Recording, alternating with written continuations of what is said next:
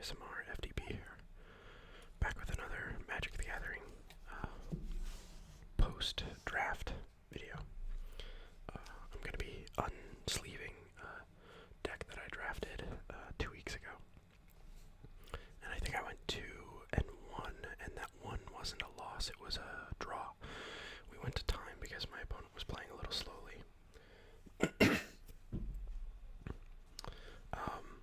I ended up being really happy with the deck that I built. I ended up passing on a lot of rares and going 2-1 to get me $10 store credit. Ended up being, in my opinion, worth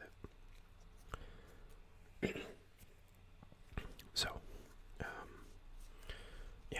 the deck ended up being kind of like a... So the set was Crimson Vow. And it was a best of 3 format, so yeah, it ended up being pretty fun. I'm trying to remember again, it happened like 2 weeks ago. I think the first person I played was playing like mono black, and it didn't end up really panning out for them, but they were playing super slowly. And then the other 2 people, I just kind of out aggroed them. I think one guy was playing like Gruul like werewolves, and I have like a lot of lifelink enablers in the deck, so like I just gained a shit ton of life and prevented him from being able to out aggro me. Anyway, we can get started. So I was able to get my hands on a Fierce Retribution. This is just really good removal in the set. It's basically 2 mana, destroy target attacking creature. You can also pay its cleave cost, which is 6 mana, 5 and a white to destroy any creature. So I ended up getting pretty powerful removal. And then we got a card that I really liked in the deck because a lot of my deck focused on training, which is anytime you attack with a creature and a creature with higher power, put a +1/+1 counter on it. So Angelic Quartermaster puts +1/+1. Basically, I have a bunch of +1/+1 counter enablers. But anyway, Angelic Quartermaster is 5 mana, 3 and 2 white, 3/3 flying angel soldier. When it enters the battlefield, put a +1/+1 counter on up to 2 other target creatures. So in the deck, it worked pretty well. Next, we had probably the MVP of the deck, and I had 2 copies. Sigardian Paladin, 4 mana, 4/4. As long as you put 1 or more +1/+1 counters on a creature this turn, it has trample and lifelink. For 3 mana, target creature you control with +1/+1 counter on it gains lifelink and trample. So that's where a lot of...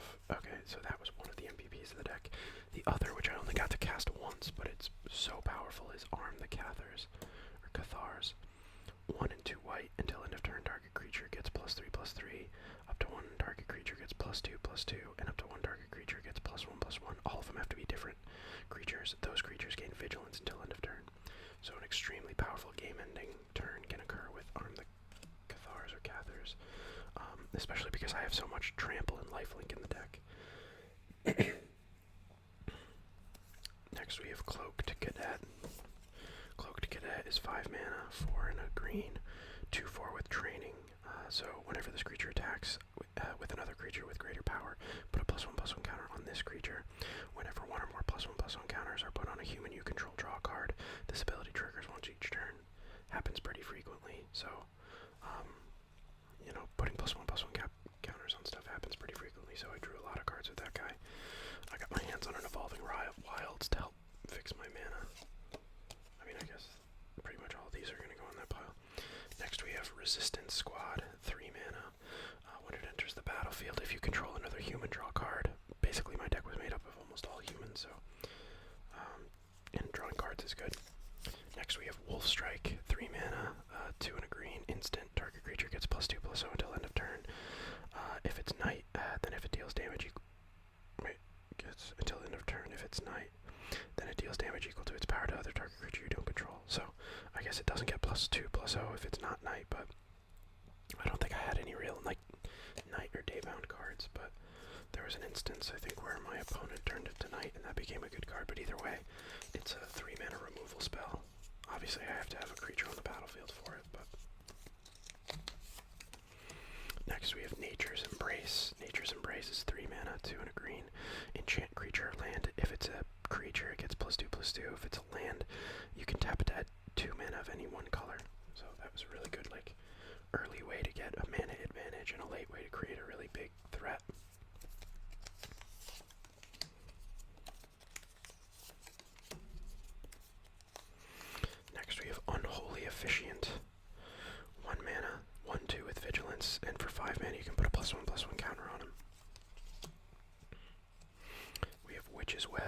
2 mana, 1 and a green. Target creature gets +3/+3 and gains reach until end of turn. You can untap it.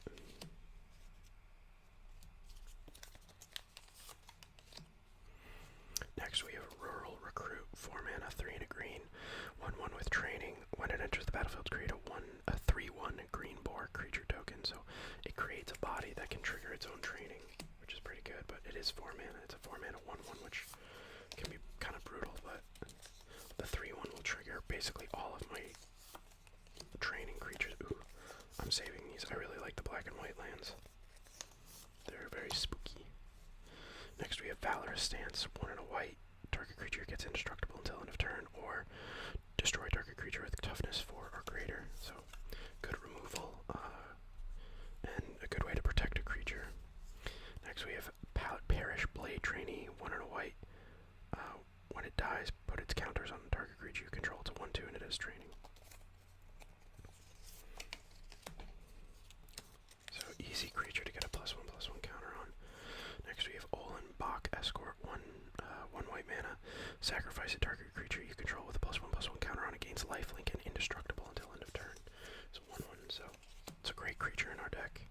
Then we have Adamant Whale, target creature gets +2/+2 and gains indestructible. Massive Might, target creature gets +2/+2, gains trample. We have Sigarda's Imprisonment, 3 mana, 2 and a white, enchant creature. Enchanted creature can't attack or block. For 5 mana, you can exile the enchanted creature and create a blood token. Spooky Forest. Next we have Griffrider, 3 mana, 2 and a white, flying with training, 2/1. Not great, but I mean, it can get +1/+1 counters on it. And then we have another Sigardian Paladin, so I was lucky enough to get 2 copies of this card. I don't know how I ended up doing that, but then we have Apprentice Sharpshooter, 3 mana, 2 and a green with reach and training. It's a 1/4. Then we have, like, kind of low-key my favorite card in the deck. 6 mana, 4 and 2 green, Flourishing Hunter. When it enters the battlefield, you gain life equal to the greatest toughness among other creatures you control. He's a 6/6. So, in a lot of cases where I ended up getting aggroed, and my life was low, I was able to put this guy down, and then I could start attacking with the Sigardian whatchamacallits and start gaining life and stuff again. Ended up being very good. We have another Olin Bach Escort, another protection spell for our creatures, and another Rural Recruit, so another guy that makes the 3/1 body, 3/1 green boar body that can help trigger training. So yeah, that was the deck.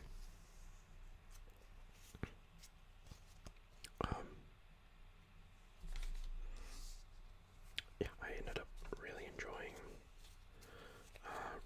playing it. I mean, I won a lot of games, which is always nice.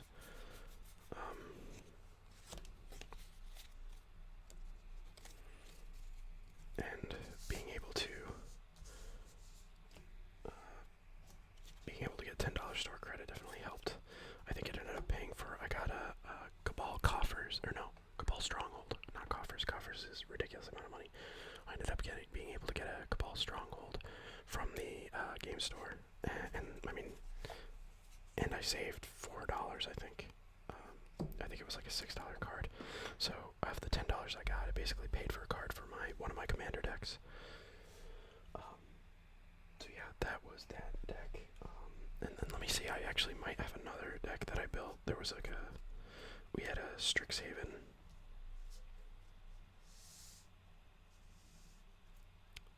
There was a Strixhaven draft the other night that I entered. I didn't do well. I don't think I won a game. But I'll see if I can unsleeve that too.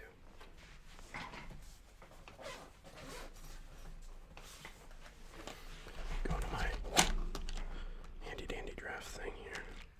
Oh, I think I already unsleeved it.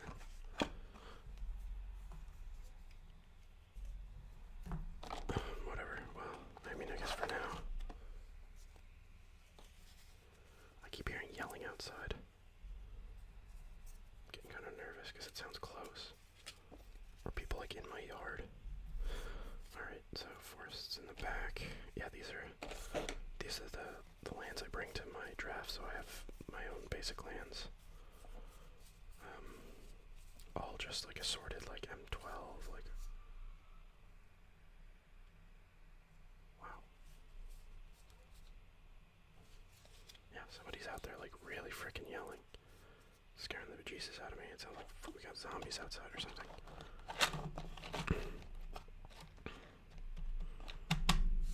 So yeah, that's and then I have I think I have what? This is a Midnight Hunt and then a Crimson Vow dice from the pre-releases I went to. It's the only two pre-releases I've ever been to. Let me see, I swear to God I had.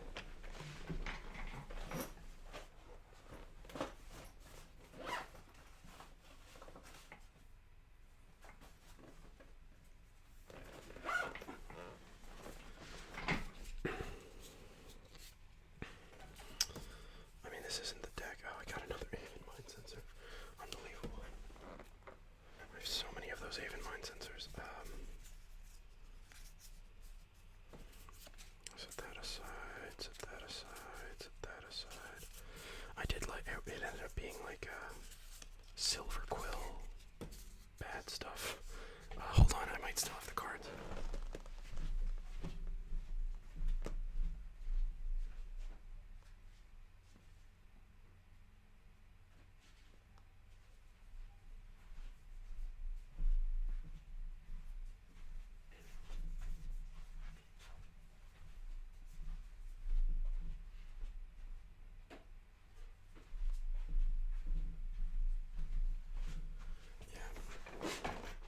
I still have the cards here. So I got a couple of these, the Mystical Archive cards, just a Duress and a couple Revitalizes. I also got a, I think I got a Despark or Dispark, and I got some other, I got like another one that was actually pretty good. I think what ended up happening is I really ended up messing up because I thought Spiteful Squad, I thought it was a 2/2 that entered with 2+1/1 counters, so I thought it was effectively a 4/4. It's a 4-mana 2/2 with Death Touch, and when it dies, you put its counters on something.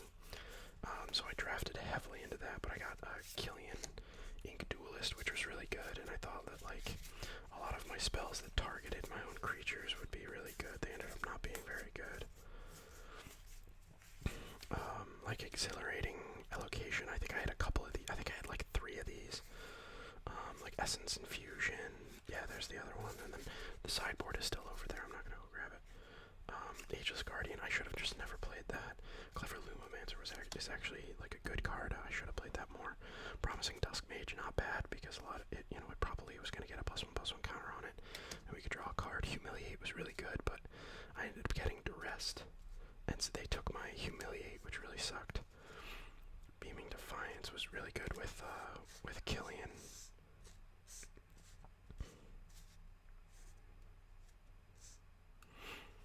Spiteful Squad, I got a Foil Guiding Voice, and with Learn I had Expanded Anatomy in my sideboard.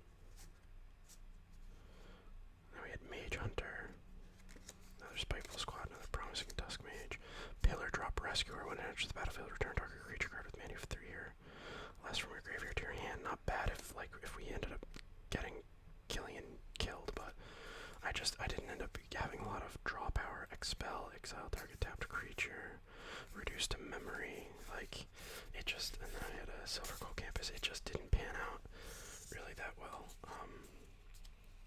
And then I think I also had a Shaylin, like the owl, and then on one side, and then something else, and then I had like Glyph Weaver, something Glyph Weaver. I already put them in my my binder, my trade binder.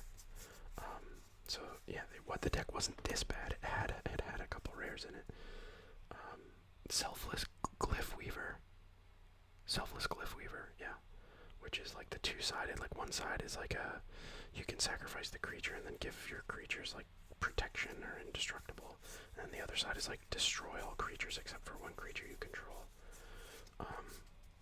So I had that, and then the Shaylin is like the 2 mana on one side and 4 mana on the it's like the 2 mana side is like 1 and a white, and it's like tap it, put a +1/+1 counter on each creature that you control that entered the battlefield this turn, stuff like that. And then the other side, I have no idea what the other side did, to be honest. But so like on paper, it's not too bad, but I just think like I think I was too dependent on Spiteful Squad being like a kind of a bomb, and it really wasn't. Like a 4 mana 2/2 is not that good. I thought it was a 4 mana 2/2 that adds 2 +1/+1 counters on it when it entered the battlefield, so it was like a 4/4 with Death Touch. But I also probably like put a little bit too much faith in having Killian on the battlefield so that these only cost 2. And then like, I don't know, I had good removal with like Despark, Reduce to Memory, and Expel. Like I had good, decent removal, like Guiding Voice, and like, or I guess Guiding Voice isn't a because it's not a combat trick, but like Beaming Defiance, and the other one, what was the other one? Essence Infusion, like good combat tricks and stuff, especially with Killian. But it didn't really end up panning out, which is fine. There was also a kid there who, I don't know, he was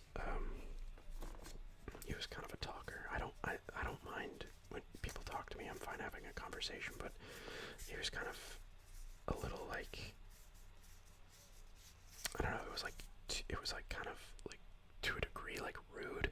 Like I think he was just trying to have like, you know, just trying to have fun and like be a normal have a normal conversation, but like the way the things he was saying were kind of like rude and like, I don't know, just kind of off-putting, you know, like, that's the thing, I don't think, like, it wasn't like, it didn't bother me too much, but like, just the way he said things came off kind of wrong, and it kind of put me off a little bit. Not saying it affected my game or anything, but I don't know, there's like, I don't know, it was hard to describe, but like, he threw me off my game, because like, the way he was talking, especially like, the way he like talked to himself was just a little weird, like during our games, and at that point I had already like, I played some other kid who had like the jankiest Dina deck that was really fun to watch, and he just like, he gained so much life in like he was up to like 40 health in like the first 4 turns or something, and that was like fun to play against him, and I liked that kid, but like I was just in a bad mood, because like my deck was just not doing well, and I was just not doing well, so I was just kind of in a bad mood. So when I came up against that kid, I was just kind of like, whatever. I kept to 4 land hand, and was just like, I kind of want this to be over. I should have just conceded, but I just kind of played it out and let myself lose. I wasn't really in the mood. I was also kind of upset because, like, I don't know, I was really hoping to get like some cool Mystical Archive card or like some big bomb, and I didn't get it. And of course the second kid I ended up playing against, he got a Belladros, whatever you want to call it, the Witherbloom dragon. So it's just like an unbeatable mythic, and I was just like, I don't know, like a little despondent. Is that the right word? Dejected. I was just kind of like over it. So I was happy to leave, and because I lost twice, we only had a 5-person pod, so I had a bye on the last game, so I was home at like 8:30, so it was actually kind of nice. I gotta get these into my collection of Mystical Archive cards. I think the Mystical Archive arts are just so pretty. Okay, so that sounded really close.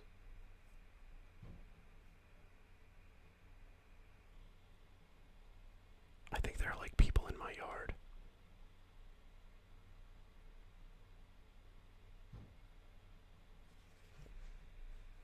Yeah, I'm hearing like bang. It's like really loud and close. I'm getting nervous. Anyway. So this one didn't quite pan out, which kind of sucks, but it is what it is. You can't win them all, and sometimes it's just the luck of the draw. And I feel like, you know, one kid got like an Approach of the Second Sons, and another kid got a Belladros. I feel like like a lot of people had some really good pulls, and I just had some real garbage.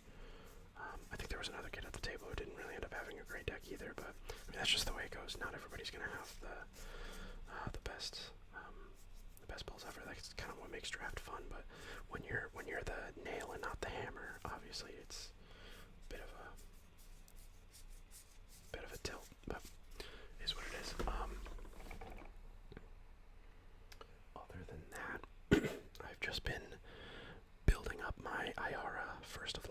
deck. Like I said, I got a Cabal, Stronghold, and then did I get anything else? I don't know. I packed her up in my backpack so I could like play her if I wanted to at the game store.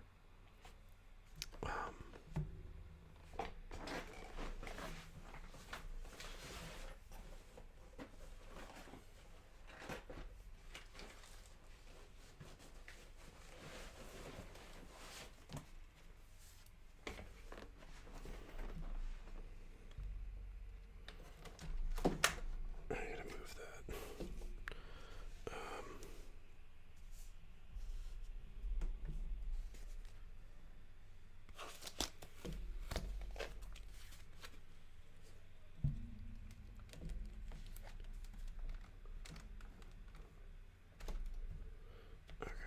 So let's just see here. Sorry, it's probably not going to take up the whole frame. I have very limited space.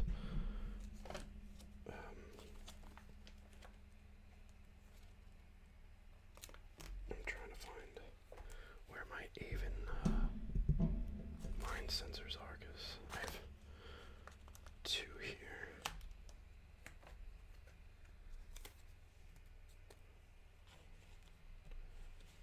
And yeah, so yeah, it was Shaylin. I think I have 3 copies. I have 3 copies of Shaylin. Shale, not Shaylin, Shale. Shale and Ambrose.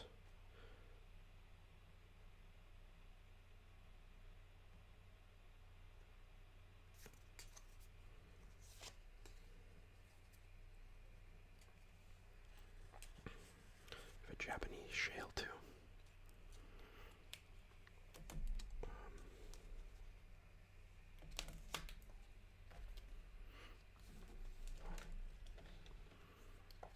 What I'm really looking for, Thalia. What I'm really looking for is Meat Hook Massacre. I bought 2 packs last night, or not last night, last time I drafted, when I did the Strixhaven set, I bought 2 packs, and I was hoping to find a Meat Hook Massacre. I'm hoping maybe I can find somebody to trade, but like, at my local game store, like, nobody wants to trade. I had 2 Goldspan Dragons, and nobody wanted them. Or at least I guess nobody wanted to trade for that kind of value, so it was like really frustrating. So I ended up just trading them to the store, so I had like a huge order of cards for my Iara deck, and I ended up just trading them to the store, which is always a mistake because they never give you what they're worth.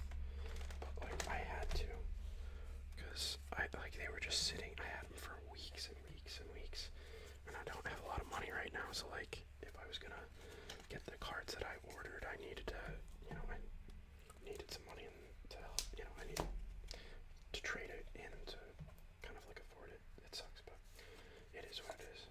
So duress I can just put with the other duress, and then the revitalizes I can put with the revitalize.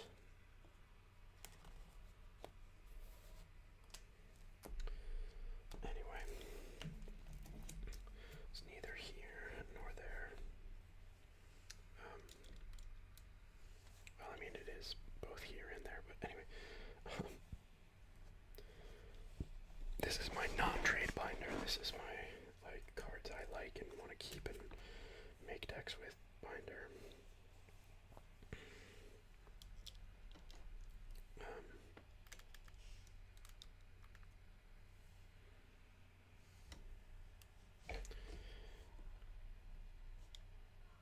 Yeah, anyway.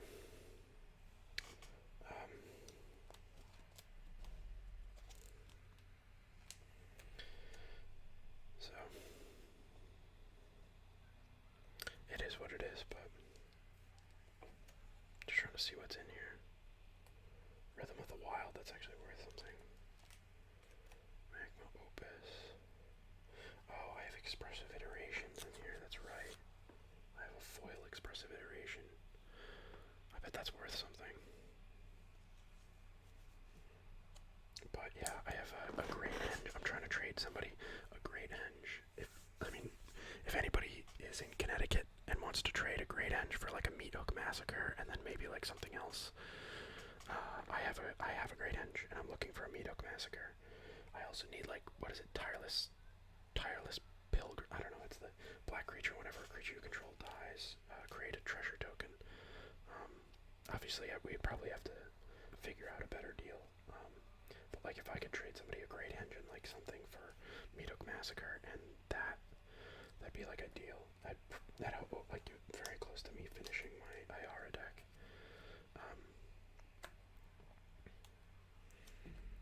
Here are all the lands I'm never trading away, because you just like, you never trade lands. And then I have like, this is kind of an interesting stuff. Ooh, I have another Rhythm of the Wild. What the shit? Wow. This is like an interesting section, because this is basically like the guts of a cool clerics deck. At least the clerics deck that's running around standard right now. Anyway, enough of this.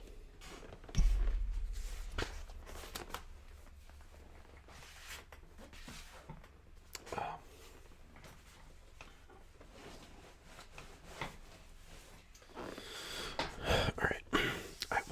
Actually, I think I need Meat Hook Massacre. I need Tireless, or it's something, I forget what he is. What's that guy's name? Let me see. Try to look him up. Not Tireless Pilgrim, that's Golos.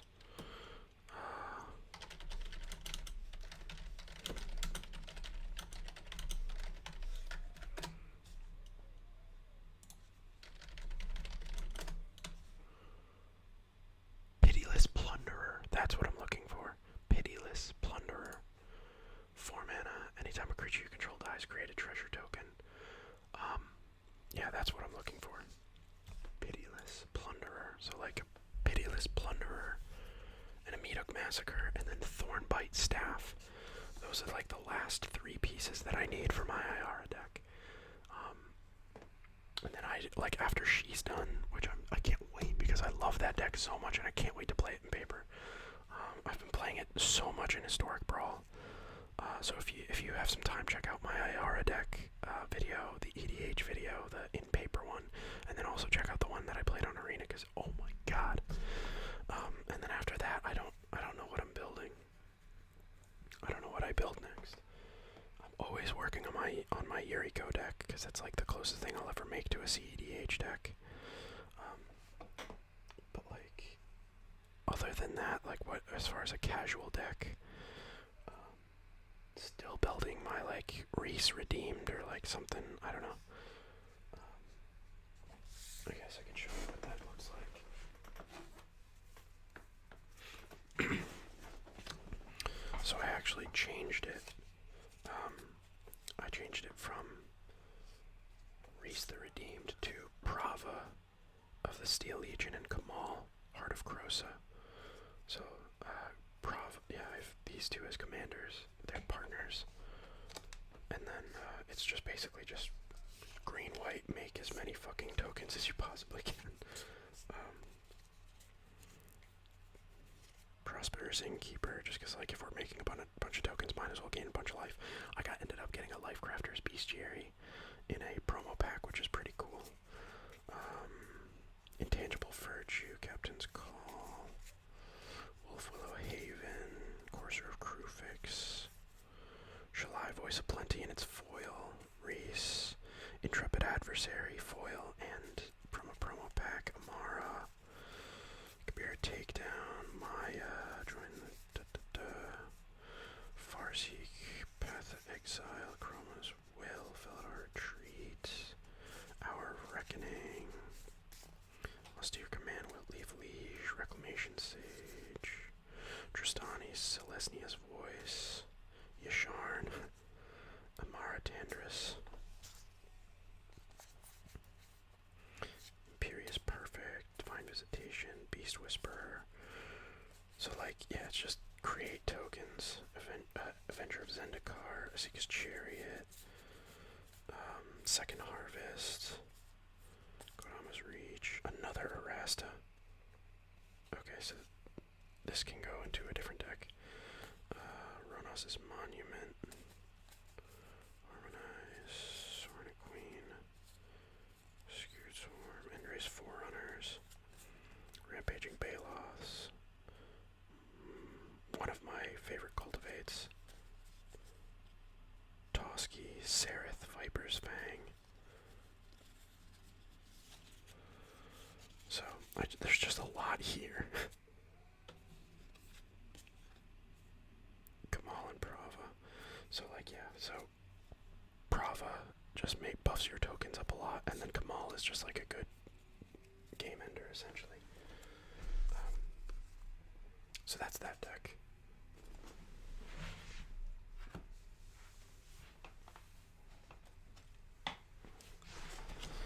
And then, what happened to this one? Oh, is this just like the elves? I don't know what this is. Oh. This is just, this was my Toski deck. And now it's like nothing. I don't know. A lot of the decks that I built are in shambles. Because I cannibalized a lot. I'm changing everything.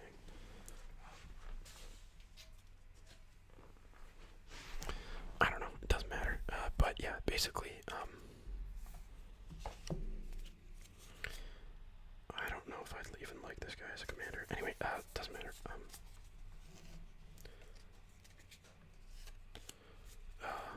Yeah, I guess that's all I got for today.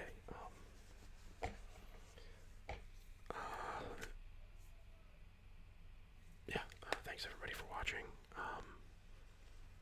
Hopefully more gaming videos and more Magic videos coming soon. Probably only going to be playing Historic Brawl. I mean, I guess I can talk about Alchemy if anybody cares. Like, I think Alchemy is a little bit of a misstep. I think it's a good idea. I like the idea of nerfing and buffing cards, especially for standard. And like historic, I guess it's whatever. I kind of wish it was standard only. I wish they didn't touch historic. They banned Agent of Treachery, Ugin, and Field of the Dead, which I don't think the Field of the Dead was the biggest issue. I think like Ugin and Agent of Treachery were big problems because it was basically like,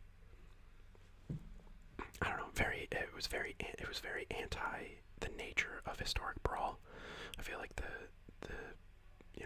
nature of Brawl is supposed to be very like,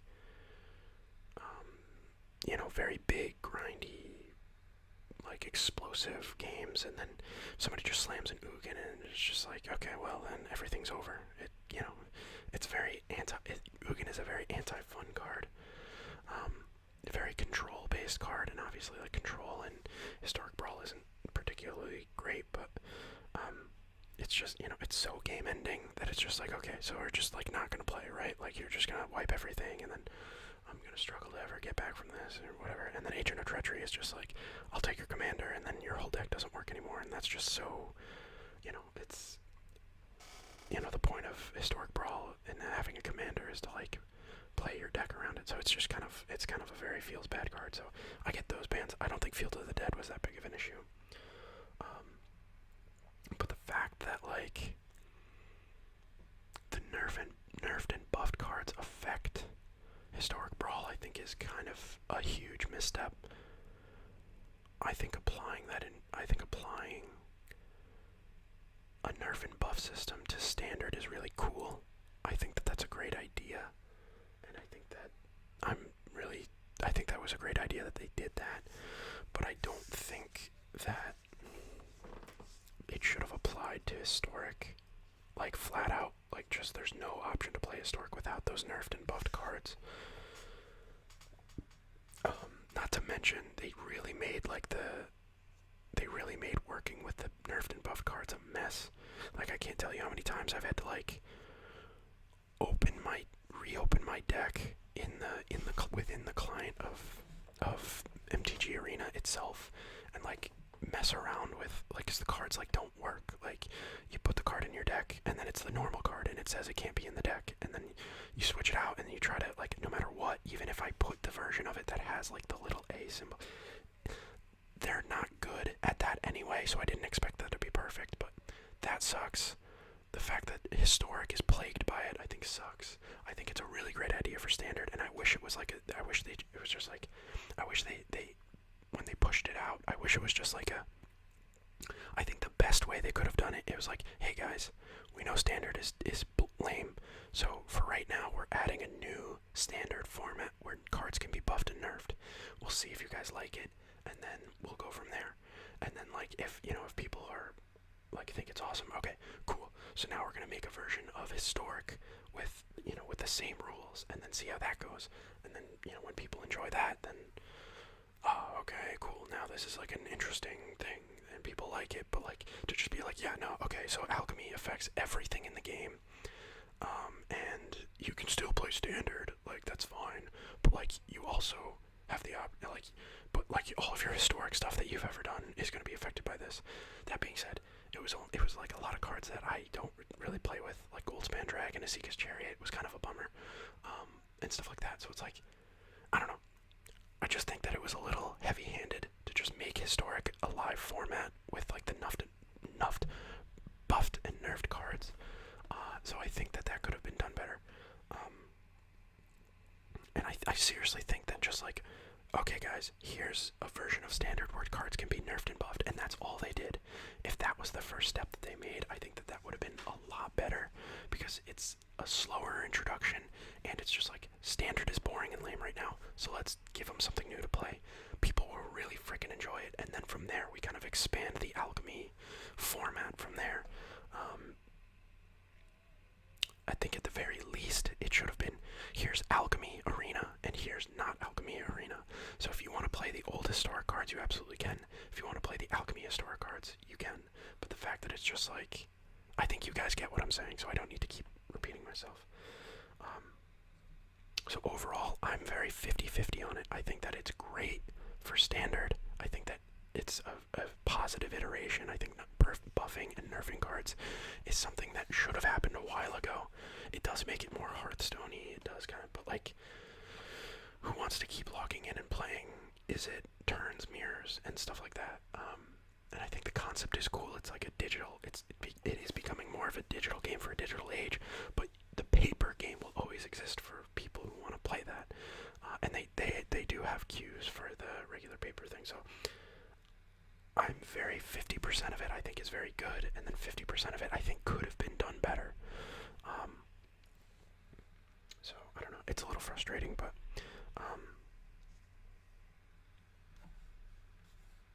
yeah, those are my thoughts on Alchemy. So I don't know. Let me, if any of you who play Magic have any thoughts about Alchemy, maybe you think I'm an idiot, maybe you think I'm right.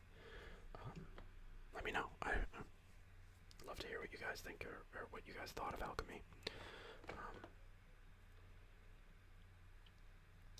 And then other than that, I'm just trying to think of other things going on. I have a hockey championship game tomorrow. Really excited to do that. Hopefully I'll play well and score a goal. It's been a while.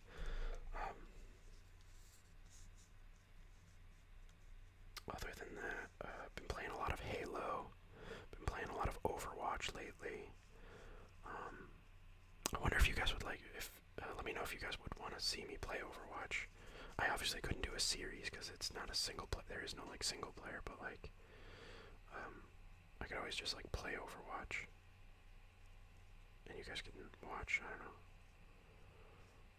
That'd be fun to do. I usually play Lucio. He's like my favorite character. Anyway, I'm rambling at this point, but yeah, those were the decks. Those are my thoughts on Alchemy. Thanks everybody for watching. I think we're at like 100. We're over 150 subscribers, almost at like 160, which is just fucking crazy to me. Like I've been surprised about the number of subscribers I've had on this channel ever since I got the first one. So for those of you who tune in, who watch the videos, for those of you who've clicked subscribe, you guys are awesome. Thank you so much for doing that. For those of you who are just tuning in and watching and not subscribing, that's awesome too. To reiterate, yeah, it's awesome that you guys are watching. I'm glad you guys can have an outlet to like watch somebody talk about Magic. I'm glad I have an outlet to talk about Magic, because I don't get to too often.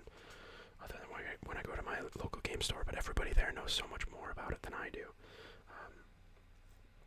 I'm still learning. I just don't have that much history.